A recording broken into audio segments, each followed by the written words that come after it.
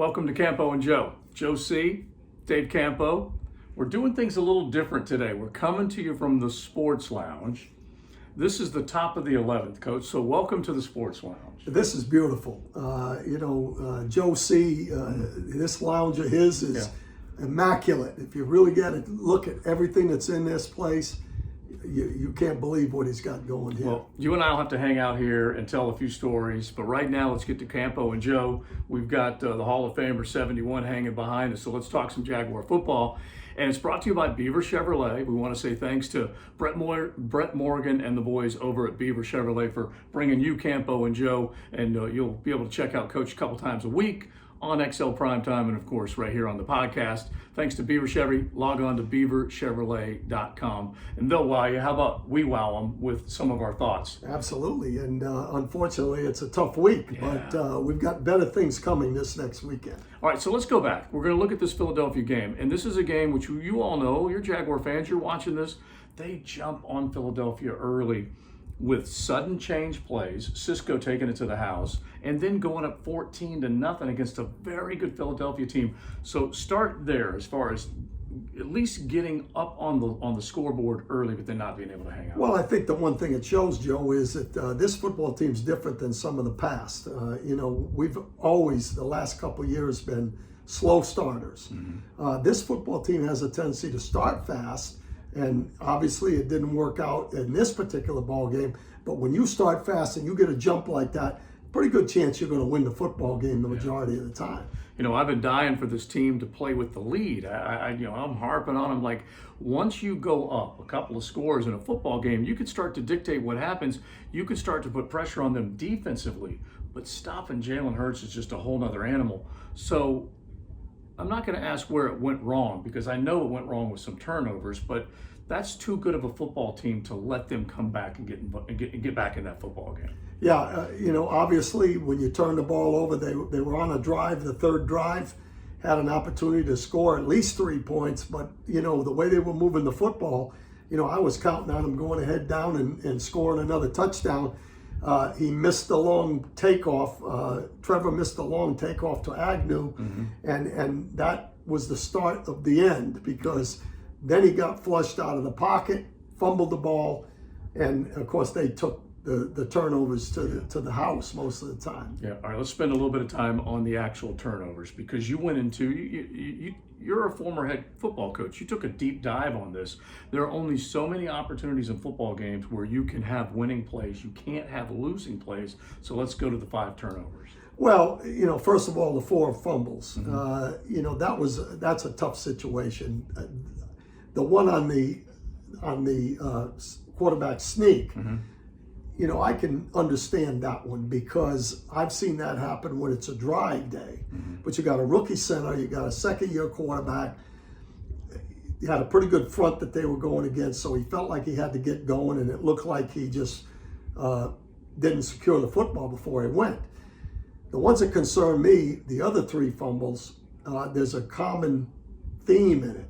It was pressure out of their defensive front, Reddick, the outside linebacker, against Juwan Taylor. And Juwan Taylor was involved in all 3 of them. That's more of a concern to me than the turnovers from Trevor, because I think he'll look at that and he'll say, hey, I've got to be more secure with the football and go from there. But, Juwan had a rough day, and hopefully, they can clean some things up there.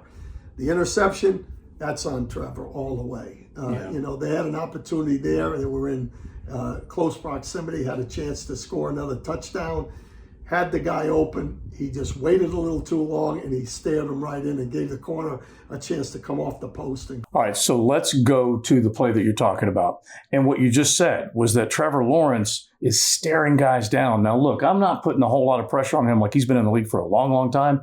But those types of plays, those are easy to defend if you lock in on a guy. Yeah, absolutely. And they ran it was a good route. I mean, it was kind of a tier route where they had the post, trying to get the corner to react to it, the wheel out of the backfield to Kirk, and they had a flat route. So they had the 3 layers taken care of. 2 of them were open. The wheel and the flat route. the corner turned the post over to the safety when he saw Trevor looking at the wheel route. And he just reacted to it, and he was a tick slow. And it looked like the ball floated a little bit. I don't know that he really gunned it. And that's what happens, unfortunately. You can't stare the ball down.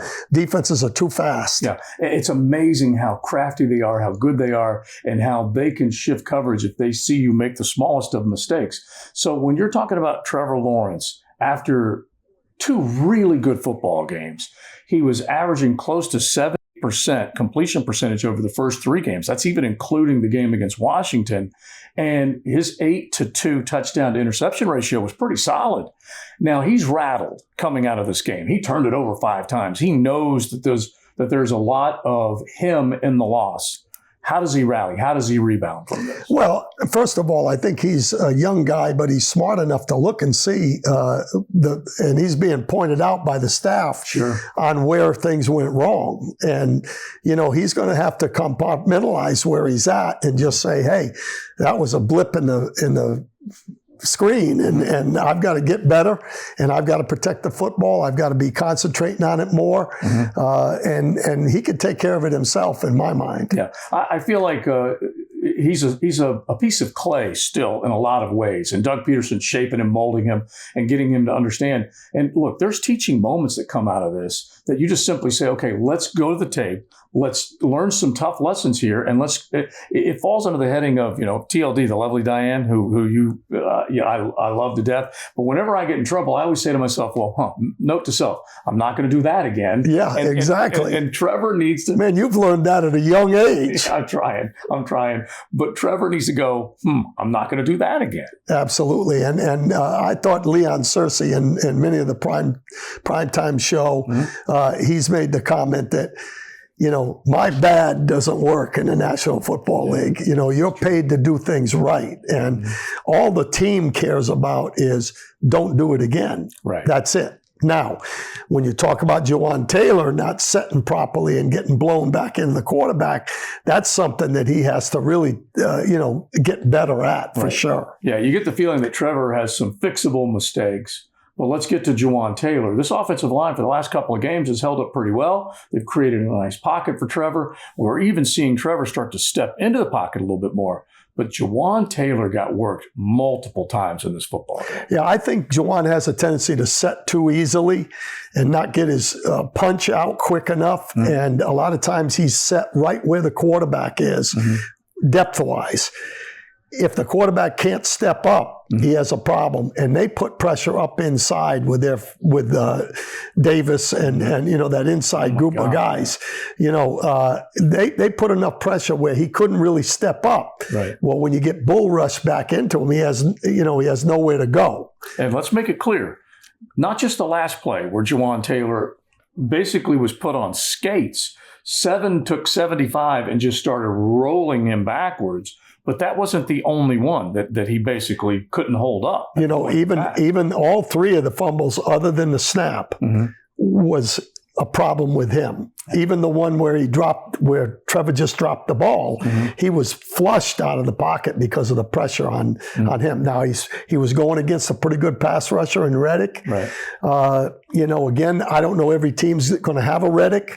Reddick was one of my favorite guys, from the show, talking about when we were making a decision on whether or not they should take a pass rusher or a big tackle in the draft. I said, well, if they don't take the pass rusher, they need to get Reddick because Reddick's one of those guys that can really put pressure on the quarterback, and he certainly did in that ballgame. All 3 of them were him. Yeah, oh yeah, he really was just crashing the boards on that side. And as we talk about Trevor, no need to panic necessarily, but is there a panic button that you would hit with Juwan Taylor, or do you got to remain patient? Well, I think you're going to remain patient for at least another week. Everybody has a bad game, and he's certainly going against one of the better pass rushers in the league. You have to say, hey, look, here's what you have to do. The offensive line coach has to say, here's what you have to do to handle a guy like this. Right. You go another week and see what happens, and it just depends on how much confidence they have on Walker Little as to whether or not you make a change. And I'm not big on changes unless it's warranted. Right. Not It's right. early. It's early. Yeah, and it's in the season. You can't make Right. wholesale fundamental changes. Look, all right, Kenny Pickett is in at quarterback because Mitch Trubisky's not doing a good job. We all know that, but this is not that dire situation. No, that's just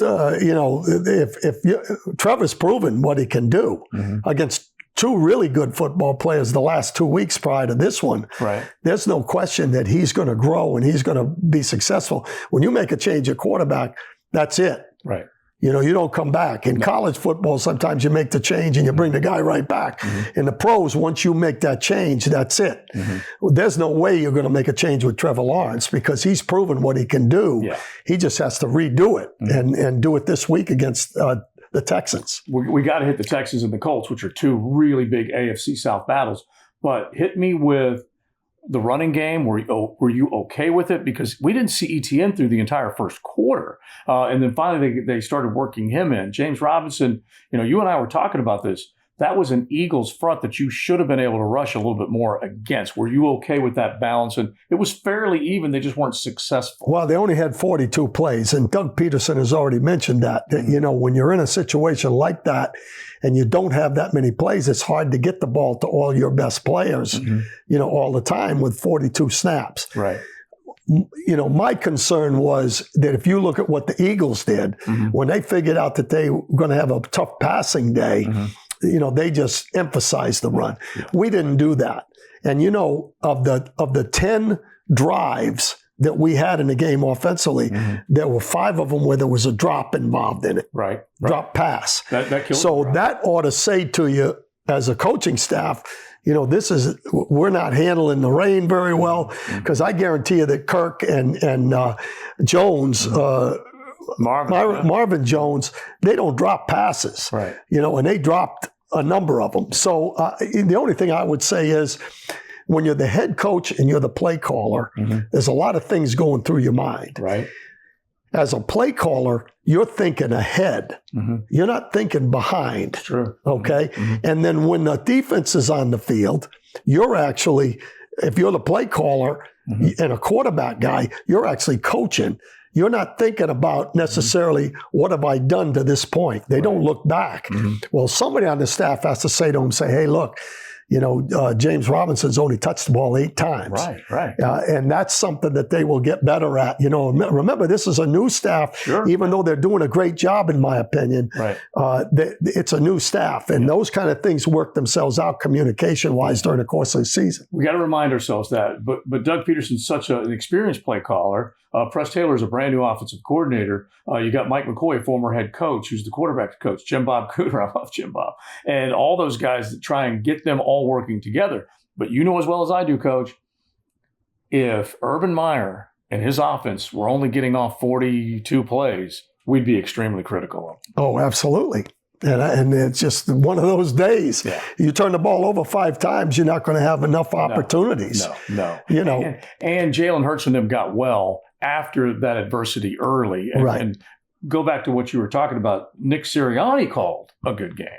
Yeah, and especially in the second quarter, once he figured out, hey, we're behind, we're not going to give up on the run because this is a run day. Right. And he pounded it pretty good. And this offensive line, Joe, after watching a retape on it, we're not going to face an offensive line like that every week. That's one of the best 1 or 2 or 3 offensive line coaches in the league. So, they did block us. And when Fatukasi went out, we were a little light in there, and they blocked us. And even more importantly, just blocking the front, they were able to, because of that, get off onto the linebackers, and it negated our speed a little bit. Yeah. And, that's what happens. They controlled the ball running the football. That was it. Yeah, and losing Foley Fatukasi, we don't know how long he's going to be lost, but that's a calf injury, a big man, a guy who wants to be at the point of attack at his best, causing problems. I hope that's not a lingering injury. We'll find out. Let's go to the defensive side here real quick, as we're doing Campo and Joe. For all you Jaguar fans out there, make sure that you can hit us with a comment. Let us know what you're thinking. We want to say thanks to Beaver Chevrolet for bringing us Campo and Joe. You'll find them on Phillips Highway and online at beaverchevrolet.com. Let's wrap up on the defensive side. And we mentioned Fatukasi. Cisco made that sudden change play early, Rayshon Jenkins, let's give him some credit. He had a pass defense early. He was in the backfield. He's been that guy that's been walking up and has been physical. Much better start to this year than it was last year. But overall, what did you think defensively? Well, we're going to have a good defensive football team. I mean, I think a little bit of the situation and the loss of the player in the middle of a ball game, you don't have a chance to really scheme up some stuff. You had a pretty good feeling for what was going to happen defensively, and it was happening initially, the first quarter. Right. Then it kind of deteriorated a little bit, but we have some playmakers. Mm-hmm. We have outside, all four linebackers, if you call the outside linebackers the two inside linebackers, all of them can run. The fastest way to get beat in this league is to get beat on the perimeter. Mm-hmm. If they can run outside, mm-hmm. you saw Damian Pierce this week with Houston, mm-hmm. Bust a toss play. Against the Chargers, yeah. And you've seen some screens hurt us, mm-hmm. Perimeter game. Well, teams are not going to continuously be able to hit us on the perimeter. Mm-hmm. And most of the offensive lines are not going to be able to handle us that well mm-hmm. inside. So I really think this defense has got a chance to be pretty good. Mm-hmm. Unfortunately, we gave up too much rushing yardage, and they've got to clean that up. And the only thing from a coaching standpoint that I looked at that concerned me a little bit mm-hmm. was once we knew that they were going to run the football, mm-hmm. You have to make a decision defensively. We've got to stop the run. Right. And it's not just with an 8-man front. Sometimes you have to bring those linebackers up inside and flog the gaps. Mm-hmm, mm-hmm. And I didn't see any run blitzes. Mm-hmm. And that concerns me a little bit. And I wouldn't even call it a panic button, but Mike Caldwell probably is, feeling a little bit of the wrath as, where was your answer? The dam was, it was taking on water and there was, right. There were breaks there. What type of adjustments or coaching out of this can he do going forward? Well, first of all, the long run that they had, mm-hmm. which hurt us. Oh yeah, that one run, mm-hmm. We were out of a gap. Mm-hmm. Lloyd. Mm-hmm. When I first saw it, Aluakon, right. When I first saw it, I said, oh my goodness, Aluakon went in the wrong gap. Because mm-hmm. he was coming up in there to take the back on. Right. Well, Hamilton was on the block, mm-hmm. and he peeked inside instead of staying in his gap with his head in the gap, mm-hmm. and the back bounced into there. So we had two of them in the same gap. Yeah. When you see a long run, 99% of the time it wasn't the back. Right. It wasn't just somebody kicking somebody's butt up front. Mm-hmm. It was somebody wasn't in the right spot. Yeah. And so they can clean that up mm-hmm. because you got to have the game play come to you. Right. You can't try to make somebody else's play. Mm-hmm. And that would have been a dead play. If he'd have stayed in his gap, mm-hmm. he'd have hit that thing. We'd have hit him in the backfield, I believe, with the linebacker. So, and they got to fight that because there were too many guys that were playing individually a year ago and not being team oriented and basically gap responsibility. It sounds like a crazy term, but that is flat out what you need to do. You need to have gap responsibility, which means stay in your lane. Absolutely. And then the only other thing is, they're going to look at it and they're going to say, hey, we probably should have done this or that to try to control the running game a little bit more. The only run blitz that I saw at all was they brought the nickel off the edge a few times, but that when you do that, it's line movement away from the nickel coming. Mm-hmm. Well, if a team is really roaring off the football in the running game and you're going lateral to go inside, you have a tendency to get washed. Okay. And that's what was happening to us. The cutbacks hurt us more than the straight ahead, mm-hmm. Gashes. Right. And then there's Jalen Hurts, which is really hard to defend. Yeah, unfortunately, we had a pass blitz on when he ran the quarterback draw. Mm-hmm. And we also had a pass blitz on when they gave it to Sanders on that one where he ran it down on 3rd and 15 down on the goal line area. And the thing is when you have down and distance like that, you feel like you've got the upper hand, and unfortunately in the red zone, I don't feel, and again, I'm not trying to, I'm not dinging Coach Caldwell, because, I mean, in the course of the ball game, you're going to do what you think you have to do to win. Sure. Yeah. But when you look at it, hindsight, when you're in the red zone, that's especially when you're running the ball every down, you're going to run the ball down there. You're not going to try to throw it. Right. And we had a pass blitz on in an area that I probably would have just played straight or had a run blitz of some sort. And you've taught us. Play for a field goal, play for less points. Absolutely. Instead of give it the play. All right, so just a quick thought, because we'll probably do a couple of hits on Instagram and Facebook and Twitter later in the week. But a quick thought on the Texans. This is a really important game. I asked you this earlier on primetime. They're not defending a Jalen Hurts dynamic spread run guy. Davis Mills is a statue back there, at least for the most part he is. This is a better matchup. Yeah, well, first of all, they've got a couple of decent receivers, but they don't have the same receiver core that we just faced. Cooks is a good player. Collins is a good player, okay? They're going to try to run the football. They know that they're not going to win this football game throwing the ball all the time. They've got to establish the run game. Right. So we've got to get the run game cleaned up. Damian Pierce is a pretty good back. Their offensive line is not as good as the team we just played. So we should match up with them defensively pretty decent. Their defense, we should be able to run the football and throw the football. They're not a great unit. Now, they're young. They're pretty fast, and they chase the football pretty well. Right, yeah. This is not one of those games where you go in and say, oh, well, we're just going to show up and we're going to win. No. Every game has been close that they played. Exactly. And they are, I heard you talking earlier on the show about the fact that, who were you talking about that had won 8 in a row? We just, I'm trying to remember now too. Well, anyway. Yeah. They've beaten us 8 in a row. Yeah. The Texans. Yeah. So they're going to come in here with an idea that they can win this football game if we take care of business. Now, we should be able to rush the passer better, because you got a stationary quarterback. That's what we've got to do. It was the 49ers over the Rams. Correct. And they have their number. And Yes. you're right. Jacksonville has had Indy's number. They got to flip the script on the Houston Texans. Exactly. And prove that this is going to be an AFC South that they're going to have a say in instead of the Texans. So let's look forward to that later in the week. Campo and Joe, we appreciate you hanging out with us, and we'll make sure that we kick out a couple more on Instagram. Coach is an Instagram guy.